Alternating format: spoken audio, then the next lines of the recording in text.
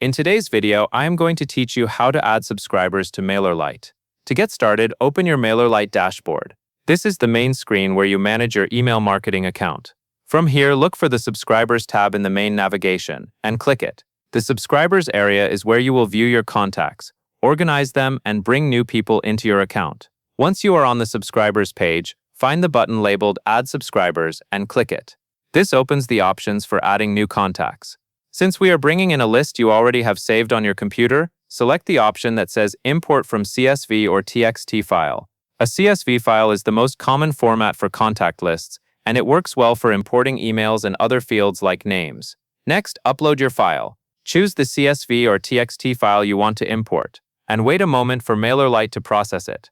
Before you continue, it is a good idea to make sure your file is clean and organized. The first row should usually contain your column headers, and each subscriber should be on their own row. This helps Mailerlite understand what each piece of information represents.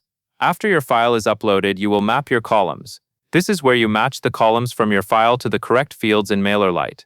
Pay close attention to the email column. Make sure the email column in your file is mapped to the email field in Mailerlite. This is required, and it is the key piece of information Mailerlite uses to create and recognize subscribers. If you have additional columns like a first name, you can map those as well. But the email field must be correct for the import to work properly. Next, select a group. Groups help you organize subscribers so you can send targeted campaigns later. Choose the group you want these new subscribers to belong to, based on where they came from or what type of content they signed up for. When everything looks correct, click Import.